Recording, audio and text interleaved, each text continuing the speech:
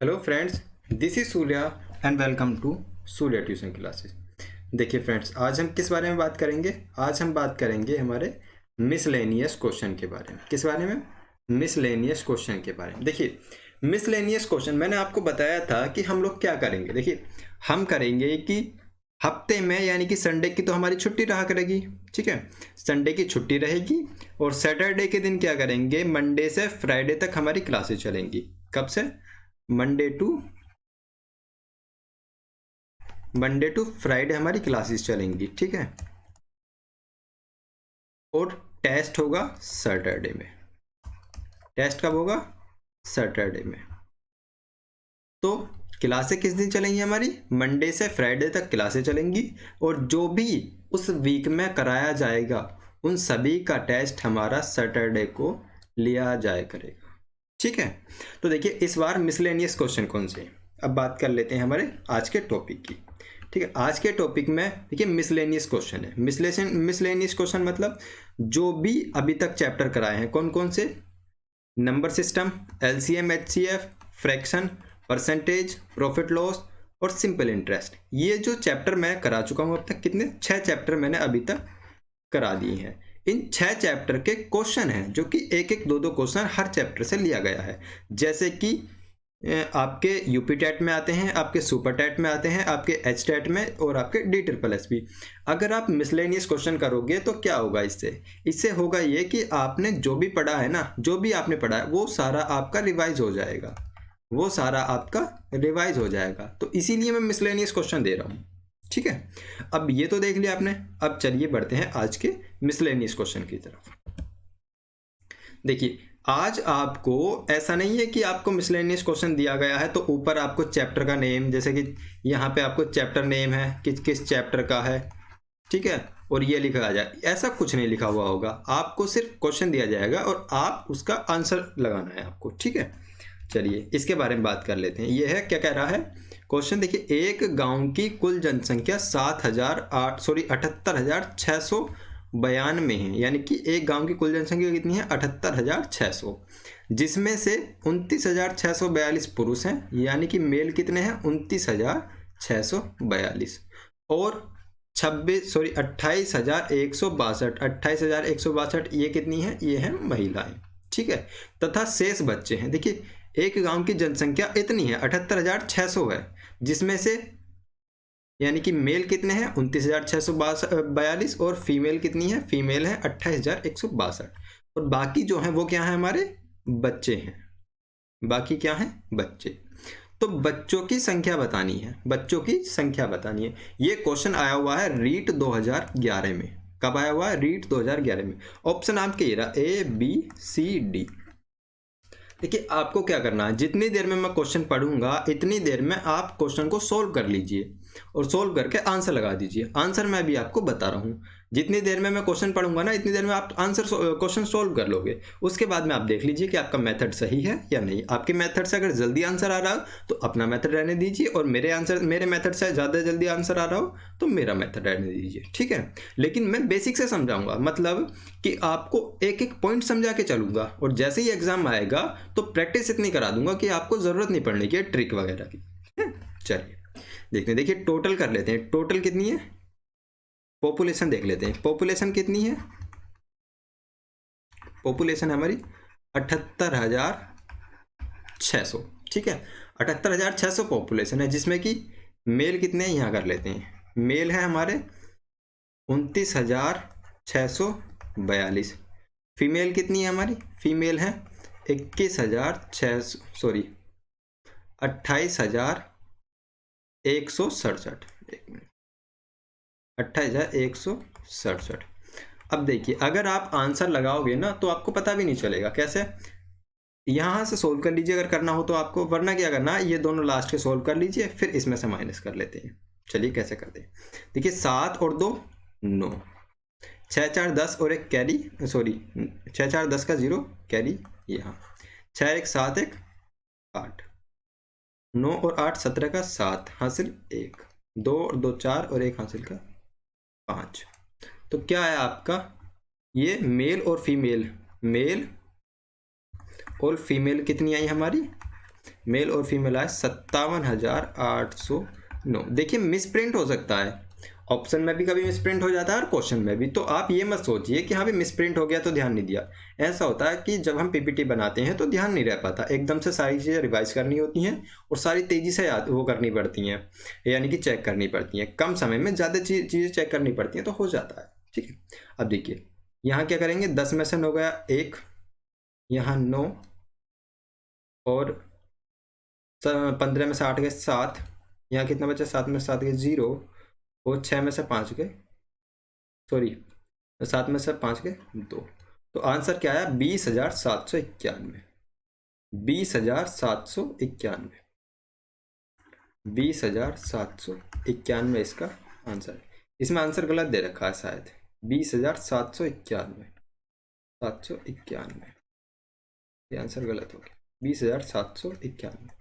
Option number D सही है। Option number क्या है, डी सही है। ठीक है, चलिए अब बढ़ते हैं नेक्स्ट क्वेश्चन की तरफ। अब देखिए ये क्वेश्चन भी मैंने कराया था, पाई। पाई क्या है, एक pi is a, pi is a, पाई क्या है, एक परिमेय संख्या है, अपरिमेय संख्या है, अभाज्य संख्या, पूर्णांक संख्या, rational number, irrational number, prime number और इंटीजर्स। ये मैंने आपको कराए थे, प्राइम नंबर, इंटीजर्स की अभाज्य संख्या कौन सी होती है, भाज्य संख्या कौन सी होती है, ये सब कराया मैंने। पाई भी मैंने आपको बताया था, ये देखिए यूपी टेट में आया हुआ 2016 में भी है और 2017 में, 2 साल कंटिन्यू आया हुआ है ये क्वेश्चन। इसका आंसर है पाई एक अपरिमेय संख्या। ठीक है, चलिए अब बढ़ते हैं नेक्स्ट क्वेश्चन की तरफ। अब ये देखिए, ये इसमें क्या कह रहा है, 21/2 मीटर लंबी रस्सी से 37/8 मीटर रस्सी काटी गई है, तो शेष रस्सी बताइए। देखिए एक रस्सी है, एक रस्सी यानी कि रोप, रस्सी कितनी है, 21/2 मीटर लंबी, उसमें से कितनी काटी गई है, 37 सही,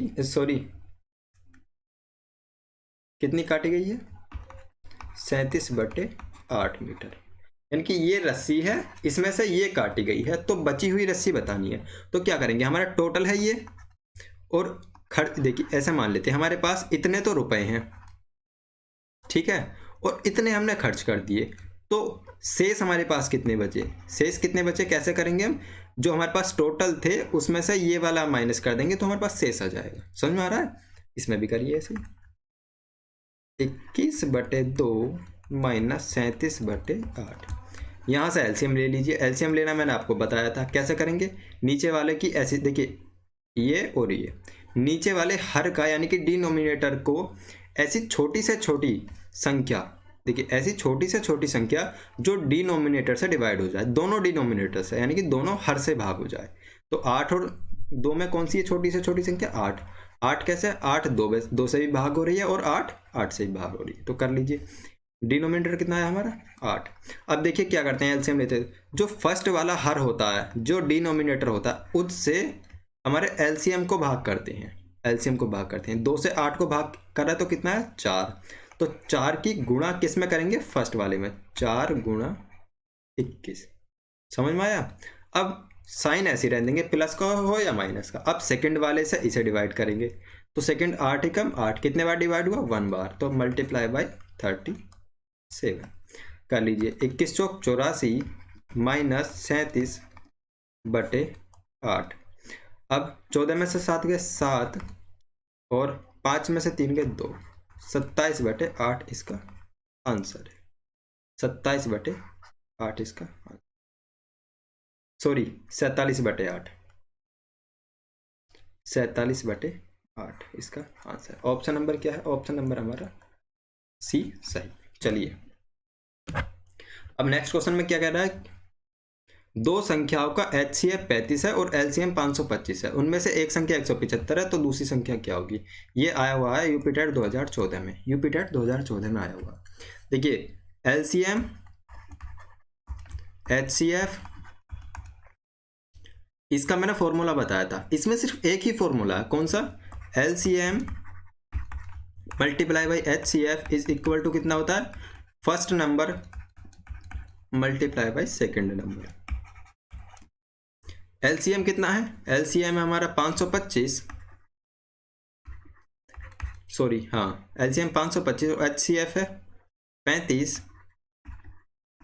फर्स्ट नंबर एक संख्या क्या है हमारी 175, 175 गुणा दूसरी संख्या को हम x मान लेते हैं, ये हमें फाइंड करना है। अब भाग कर दीजिए, 5 सत्ते 35, 5 तिया 15 और 5 पंजे 25, 7 एकम 7, 7 पंजे 35, कट गया 5 एकम 5, 5 एकम 5, तो x इज इक्वल टू कितना आया 105। तो दूसरी संख्या क्या है हमारी 105, ऑप्शन नंबर हमारा डी सही। अब बढ़ते हैं नेक्स्ट क्वेश्चन की तरफ।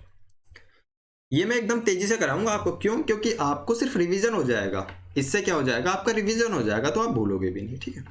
देखिए नेक्स्ट कहता है कि रमेश गोट 480 marks in the examination which is 96 of the maximum marks, यानी कि रमेश ने परीक्षा में 480 अंक प्राप्त किए जो अधिकतम अंकों का 96% है। तो परीक्षा में अधिकतम अंक क्या है, यानी कि एक है कोई भी नंबर है, मैक्सिमम अंक मैं क्या मान लेता हूँ x, तो इसमें से यानी कि x का 96% कितना है 48, 480, समझ रहे हो ना कि रमेश ने 480 अंक मिले जो कि अधिकतम अंकों का कितना है 96%। अधिकतम अंक कितने हमारे x, इसका 96% कितना आया 480 दिया हुआ, कर लीजिए। सॉरी पेन चेंज कर लेते हैं, है ना, ब्लैक की जगह हम क्या करते हैं, हम कर लेते हैं, देखिए कोई अच्छा सा कलर देखेंगे, ब्लू कर लेते हैं, ठीक है। तो देखिए x गुणा 96, अब मैंने बताया परसेंटेज के साइन को हटाना है तो क्या करना है, अपॉन में 100 कर दो सीधा, इज इक्वल टू 480, कट कर दो, 48 दाई 480 और 48 दूनी 96, 2 पंजे 10, 48 दूनी 96, 2 पंजे 10, इसमें भी शायद गड़बड़ है ऑप्शन में। तो कितना आया x इज इक्वल टू 5 गुणा 100, आंसर आ गया 500। एक बार मैं चेक कर लेता हूं ऑप्शन ये सही है या गलत है।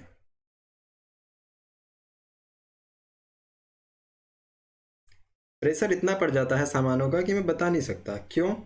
क्योंकि इतना रहता है कि पीपीटी तैयार करना, उसके बाद में फिर क्वेश्चन देखना आपके लिए, फिर जाकर आपको ये सब चीज प्रोवाइड कराना। चलिए हाँ ठीक है, यही है ऑप्शन, ऑप्शन में क्या गलती है, देखो ये गलती है, हाँ ये भी सही है। देखो ये फर्स्ट वाला ऑप्शन है, ये सेकंड वाला है, ये क्या कर रखा है मैंने ध्यान नहीं दिया, ये फर्स्ट वाला है, अरे यार लो ऐसा समझते, देखिए ये फर्स्ट है, ये सेकंड है, ये थर्ड है, ये फोर्थ है। फर्स्ट वाला 500, सेकंड 550, 600, 525। तो आंसर क्या है इसका, आंसर है ए 500, आंसर क्या है ए 500।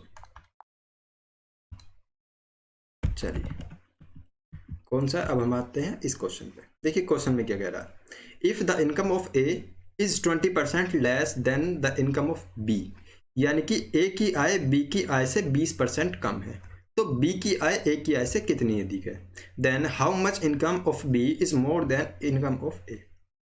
इसमें क्या है ए बी, देखिए यार ये फिर प्रॉब्लम हो गई, छोड़ो, ए की आय बी की आय से कितनी है, देखिए ए की आय बी की आय से 20% कम है, तो हम बी की आय कितनी मान लेंगे 100 मान लेते हैं, बी की आय कितनी मान लेते हैं 100, ठीक है। जब बी की हम 100 मानेंगे तो 20% ए की कम है, तो ए की कितनी हो गई 80, समझ में आया, ए की कितनी हो गई 80। तो क्या कह रहा है कि तो बी की आय ए की आय से कितनी अधिक है, बी की आय ए की आय से कितनी अधिक है, तो ए की आय है 80, बी की 100, तो कितनी अधिक हो गई 20। लेकिन इसमें क्या पूछा है, इसमें पूछा है परसेंटेज, इसका परसेंटेज बताइए, 20 कम है लेकिन हमें परसेंटेज में बताने कि कितने परसेंट अधिक है। तो क्या होगा, देखिए परसेंटेज का फॉर्मूला क्या होता है, प्रॉफिट अपॉन सीपी कह सकते हैं, या बेस कह सकते हैं, या जिस पर अधिक है, यानी कि ठीक है जिस पर अधिक है, मैं उसे भूल रहा हूं, ठीक है, और मल्टीप्लाई बाय 100। तो देखिए इसमें P क्या है हमारा, प्रॉफिट कितना है हमारा 20, किस पर अधिक है 80 पर, मल्टीप्लाई बाय 100, ठीक है। 20 से कम 20, 20 चौका 80, 4 धाई 40 और 25, कितने परसेंट अधिक है? 25% अधिक है। ऑप्शन नंबर क्या सही है? ऑप्शन नंबर बी सही है। ठीक है, ये ए था, ये बी था, ये सी था, ये डी था, तो ऑप्शन नंबर क्या सही है? ऑप्शन नंबर बी सही। चलो अब बढ़ते हैं आगे। एक परीक्षा में कुल परीक्षार्थियों में से 65% अंक होते हैं। अनुत्तीर्ण परीक्षार्थियों की संख्या 420 है, तो कुल परीक्षार्थियों की संख्या, देखिए क्या कह रहा है कि एक परीक्षा में कुल परीक्षार्थियों में से 65% उत्तीर्ण होते हैं। टोटल कितने मान लेते हैं हम? टोटल मान लेते हैं x। ठीक है, टोटल कितने मान लेते हैं? टोटल मान लेते हैं x। चलिए इससे पहले मैं खत्म ही करता हूँ आज, ये इसने बड़ा दिमाग खराब किया हुआ है। ठीक है, टोटल कितने मान लेते हैं? x। टोटल कितने हो गए हमारे? x हो गए।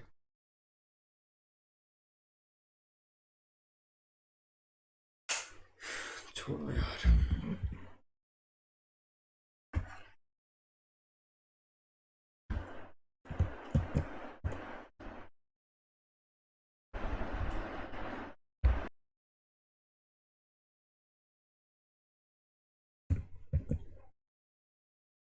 चलिए एक मिनट दोबारा चेक कर लेते हैं, ये वो गलत हो गया था सारा। हाँ इसी क्वेश्चन पे थे ना। ठीक, देखिए क्वेश्चन में क्या कह रहा है? क्वेश्चन में कह रहा है कि एक परीक्षार्थी में, यानी कि एक परीक्षा में कुल परीक्षार्थियों में से 65% उत्तीर्ण होते हैं। यानी कि पास कितने होते हैं? पास होते हैं 65%। ठीक है, अब चलिए पास होते हैं 65%, तो फेल कितने होंगे? फेल कितने होंगे? देखिए 65 हैं, यानी कि टोटल हम कितना मानते हैं? 100। 100 में से 65% तो फेल, पास हो गए, तो फेल होंगे 35%। फेल कितने होंगे? 35%। ठीक है, अब इसमें क्या रखा है कि अनुत्तीर्ण, यानी कि फेल जो स्टूडेंट है उनकी संख्या कितनी दे रखी है? फेल स्टूडेंट की संख्या दे रखी है इसने 420। समझ में आया? तो हमारे फेल स्टूडेंट कितने थे? 35%। तो टोटल हमारे x का 35%, यानी कि फेल का 35% कितना है? 420। समझ में आया? अब यहाँ से निकाल दीजिए, टोटल निकल जाएगा। x multiply by 35 upon 100 is equal to 420। Divide करिए, 7 पंजे 35, 7 छंग 42, 40, 5 12 पंजे 60। तो क्या आया total? x is equal to 12 गुणा 100, तो कितना आया? क्या 1200 टोटल स्टूडेंट आ गए। ऑप्शन नंबर हमारा डी सही। समझ? ठीक है चलिए अब क्या कह रहा है? देखिए एक व्यक्ति ने एक साइकिल 935 रुपए में खरीदी। 935 में खरीद कर क्या उसे 10% लाभ पर बेची। सॉरी, एक व्यक्ति ने एक साइकिल 935 रुपए में 10% लाभ पर बेची। वह साइकिल कितने रुपए में खरीदी? अब person sold a bicycle at 935 for 10% profit. देखिए एक पर्सन है, कोई व्यक्ति है, उसने साइकिल क्या करी? साइकिल पहले मान लेते हैं x रुपए की ली और उस पर 10% का प्रॉफिट कमा लिया। 10% प्रॉफिट कमा लिया तो कितने की बेच दी उसने? 935 रुपए की। आपको मैंने सीधा बताया था कि अगर कहीं प्रॉफिट परसेंटेज निकालना होता है, देखिए अगर हम प्रॉफिट परसेंटेज निकालते हैं, प्रॉफिट परसेंटेज क्या करते हैं? 100 प्लस प्रॉफिट अपॉन 100, है ना? 100 प्लस प्रॉफिट परसेंटेज कर देते हैं। चलिए इसे हटा देते हैं। 100, एक मिनट, 100 प्लस प्रॉफिट परसेंटेज। और अगर हमें लॉस निकालना होता है तो क्या करते हैं हम? 100 माइनस लॉस परसेंटेज। समझ में? 100 माइनस लॉस परसेंटेज। अब यहाँ देखिए, यहाँ उसने 10% का प्रॉफिट हुआ, तो हमने क्या माना था? साइकिल का सीपी यानी कि क्रय मूल्य कितना माना था? x। तो x पर उसे कितने का प्रॉफिट हुआ? 10% का। ठीक है, x पर 10% का प्रॉफिट हुआ, तो कितने रुपए की बेचता है वो? 935 रुपए की। यानी कि किसी चीज पर वो 10% का प्रॉफिट लेकर उस चीज को 935 रुपए की बेचता है। तो ये बताइए कि वो कितने रुपए में खरीदी थी? वहां से निकाल लीजिए। कैसे? x गुणा 110, परसेंटेज के साइन को हटाएंगे, अपॉन में 100 लगेंगे। ठीक है, इज इक्वल टू 935। अब काटिए, 0 से 0 कट हो गया, 11 कम 11, 11 8 88, 11 पंजे 55। ठीक है, तो x इज इक्वल टू कितना है? 85 गुणा 10। तो कितना आया? उसने कितने रुपए की खरीदी थी? वो वो साइकिल उसने खरीदी थी 850 रुपए की। कितने रुपए की? 850 रुपए की। ऑप्शन है हमारा बी सही। समझे? चलिए अब यहाँ देखिए, एक व्यक्ति एक्स जो एक्स 100 रुपए की एक वस्तु को 10% की हानि से वाई को बेच देता है। अब यहीं से सॉल्व करते हैं, ठीक है। फिर चलिए एक बार पढ़ लेते हैं। और फिर वाई उस वस्तु को 10% लाभ से व्यक्ति जेड को बेच देता है, तो वाई ने किस वस्तु पर किस मूल्य पर वस्तु जेड को बेची? अब देखिए ये को बहुत कॉम्प्लिकेटेड होता है। कॉम्प्लिकेटेड कैसे होता है? इसमें लैंग्वेज दे देते हैं इतनी बड़ी, तो हमें क्या लगता है कि पता नहीं यार कितना बड़ा सवाल होगा। जब हमें इतने बड़े तो ये इतनी लाइन होगा, तो हमें क्वेश्चन दिया है, सवाल पता नहीं कितना बड़ा होगा। इसमें 4-5 डिजिट दे दिए, तो इसीलिए हम घूम जाते हैं, जबकि सवाल में कुछ नहीं है। करके देख लेते हैं। एक व्यक्ति एक्स, ठीक है, एक्स है, एक्स 100 रुपए की एक वस्तु को, एक्स कितने की? 100 रुपए की एक वस्तु को 10% की हानि से वाई को बेच देता है। वाई को कितने की बेच देता है? 10% की हानि से। तो एक्स की 100 रुपए की थी, तो वाई को कितने रुपए की बेच देगा? 90 रुपए की, तभी तो 10% का लॉस होगा उसे। अब फिर ये कहता है कि वाई उस वस्तु को 10% लाभ से व्यक्ति जेड को बेच देता है। अब देखिए वाई जेड को बेच देता है कैसे? 10% प्रॉफिट से। तो कितने की बिकेगी? 99 की। अब देखिए ये मैंने 100 से 90 ऐसे कर दिया और 90 से 99।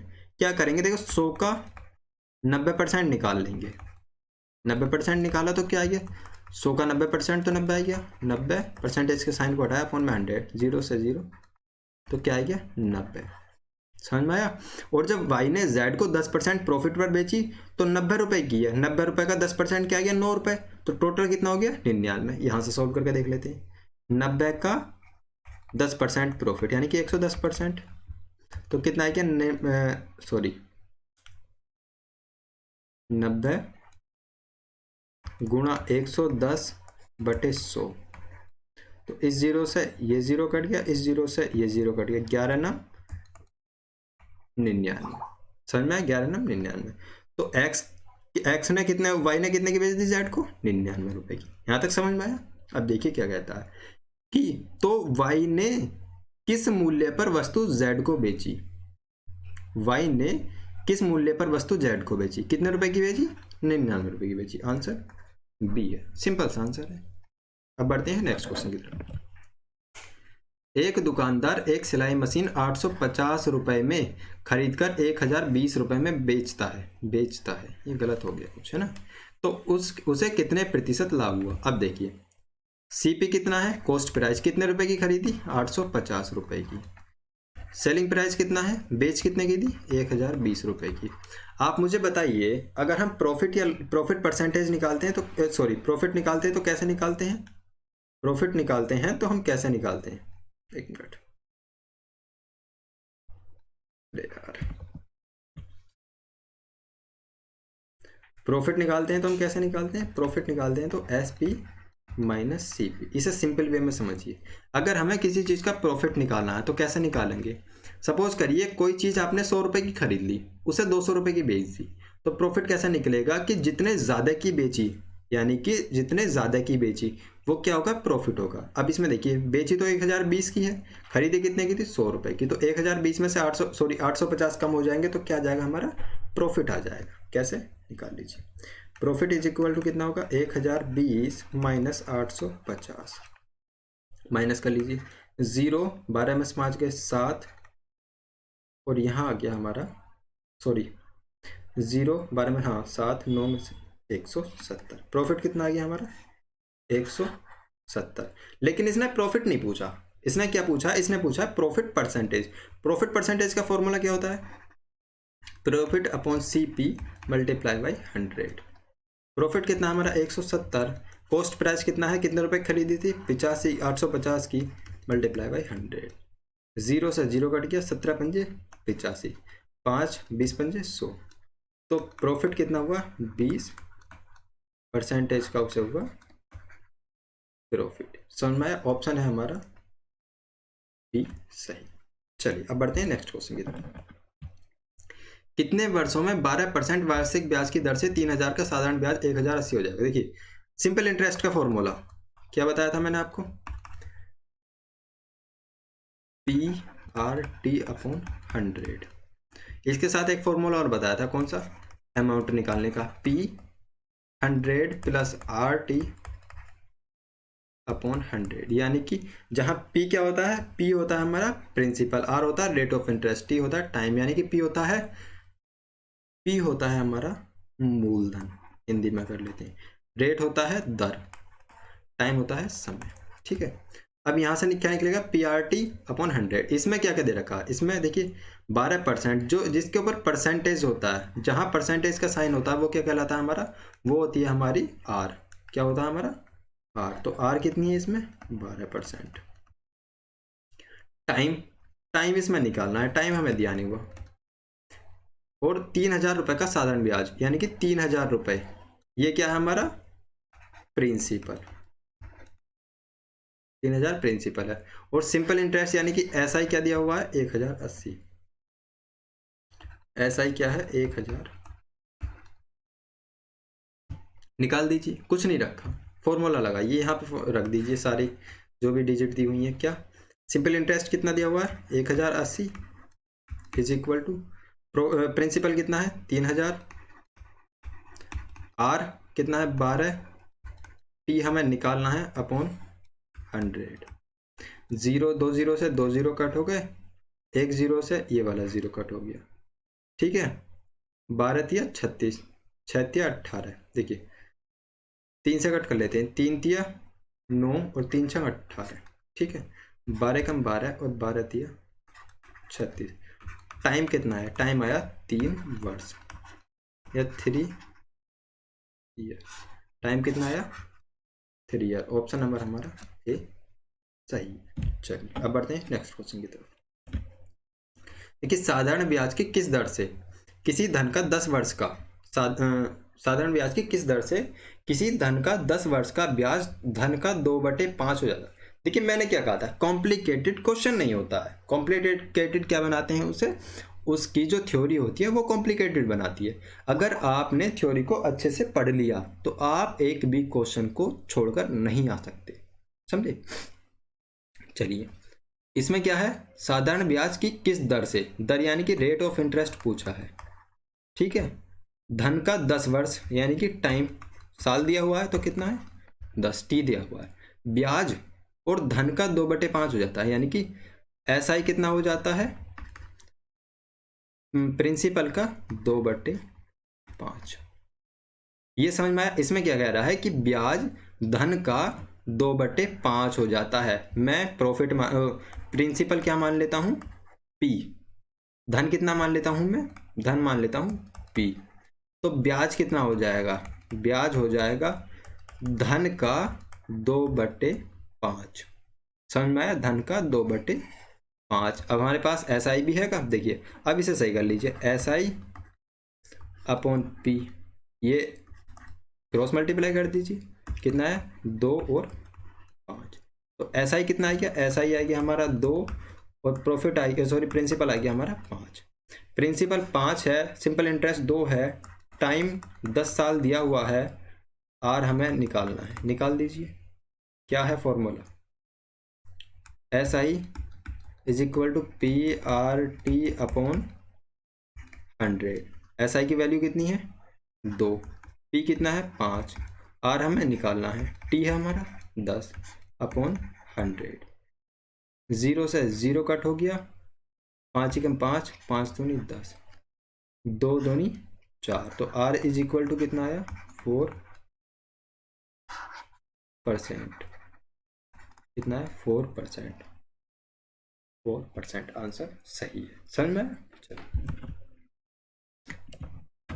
अब देखिए 2 क्वेश्चन हो रहे हैं हमारे, ये कि कोई मूलधन 5 वर्ष में मिश्र धन का, मूलधन क्या है प्रिंसिपल, मिश्र धन क्या होता है, मिश्र धन होता है हमारा अमाउंट,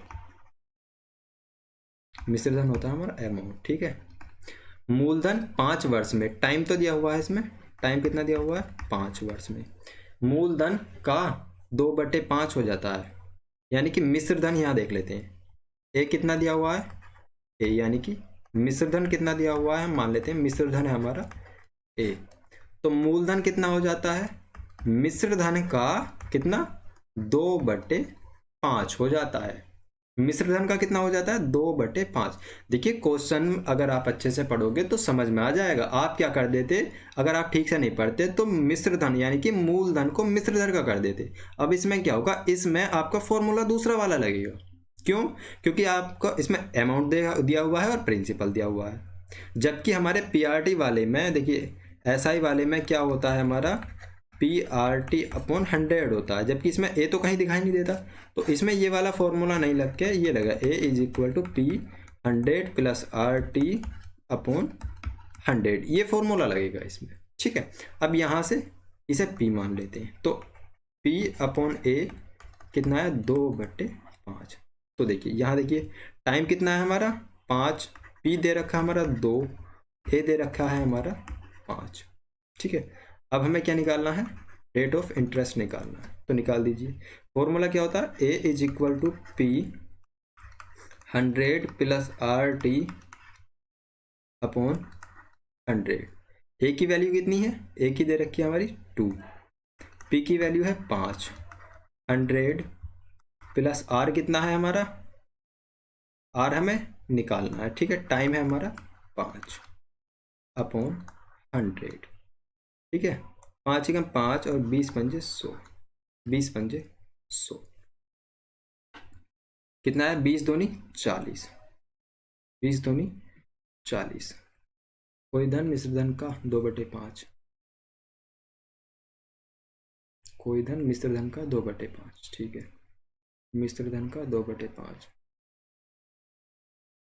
PA, अरे यार गलत हो गया, मिश्रधन का 2/5, तो P/A कितना हो जाएगा, प्रॉफिट है प्रिंसिपल, यहाँ देखो प्रिंसिपल हमारा 5 नहीं है, प्रिंसिपल है हमारा 2, बता दिया करो यार आप भी, प्रिंसिपल हमारा 2, यहाँ देखिए, हाँ देखिए सही है, प्रिंसिपल हमारा 2, अमाउंट है 5, तो 2 × 2 और 2 × 5 10, क्रॉस मल्टीप्लाई कर दे इसकी इससे इसकी, तो 5 × 5 25 यानी कि 250 = 100 + 5R। अब इसे इधर ले गए तो कितना आ गया, 5R = 150, 5 × 5 5 × 15, तो रेट ऑफ इंटरेस्ट कितना आया 30% रेट ऑफ इंटरेस्ट आया, 30% रेट ऑफ इंटरेस्ट आया, जो कि हमारा आंसर नंबर है सी सही। चलिए अब बढ़ते हैं आगे। कोई धन 6 वर्षों में अपने आय का 7/4 हो जाता है तो ब्याज की दर बताइए। कोई धन यानी कि प्रिंसिपल, टाइम कितना है, टाइम है 7 साल में, प्रिंसिपल क्या है हमारा P, अपनी प्रिंसिपल, कोई धन 6 वर्ष में अपने आप का 7/4 हो जाता है। 6 वर्ष में अपने आप का यानी कि अमाउंट कितना हो जाता है 7/4 हो जाता है। कोई धन 6 साल में अपने आप का कितना हो जाता है 7/4 हो जाता है, तो प्रिंसिपल का 7/4 हो जाता है, कितने साल में 7 साल में। समझ में आ रहा है ना ये, देखिए ये मैं आपको बहुत अच्छे से समझा रहा हूँ।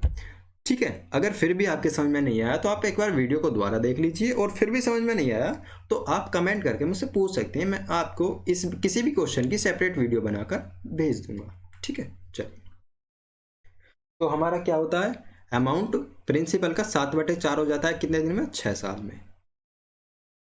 6 साल में, यहाँ देखिए यहाँ गलत लिख लिया, कितने में 6 साल में, 6 ईयर में। चलिए तो ये देखिए क्रॉस मल्टीप्लाई कर दीजिए, क्रॉस मल्टी इसे यहाँ, ठीक है, तो ये क्या हो जाएगा, ये हो जाएगा A/P = 7/4। ठीक है, 7/4, तो A की वैल्यू कितनी आ गई, A की वैल्यू आ गई 7, P की वैल्यू आ गई 4, T की वैल्यू दी हुई है, R की वैल्यू निकालनी है, फॉर्मूला लगा दीजिए A = P100 + RT/100। अमाउंट कितना है 7, P कितना है हमारा 4, ठीक है, 100 + R निकालना है, जबकि T है हमारा, टाइम है 6 ईयर / 100। 4 × 4 25 × 100, 25 की जब 7 में गुणा करेंगे तो कितना आएगा 175 is equal to 100 plus 6R, ठीक है, यहाँ कर लीजिए। अब देखिए 175 plus 100 is equal to 175 is equal to 100 plus 6R। इसे इधर ले जाइए तो कितना हो जाएगा, 6R इज इक्वल टू कितना हो जाएगा 75। 6 कम 6, 6 दूनी 6 कम 6, 6 दूनी 12.5। तो रेट ऑफ इंटरेस्ट कितनी आ जाएगी, R% आ जाएगा 12.5% हमारा रेट ऑफ इंटरेस्ट आ जाएगा। कैसी लगी वीडियो दोस्तों कमेंट करके जरूर बताना, ठीक है। थैंक यू सो मच इस वीडियो को देखने के लिए। और अगर आप इस चैनल से जुड़ना चाहते हो चैनल को अभी सब्सक्राइब कर लें और बराबर वाले बेल आइकन को भी दबा लें ताकि आने वाली सभी वीडियो की नोटिफिकेशन आपको टाइम से मिलती रहे। तो थैंक यू सो मच इस वीडियो को देखने के लिए। मिलते हैं अगली वीडियो में, तब तक के लिए गुड बाय, थैंक यू, जय हिंद, जय भारत।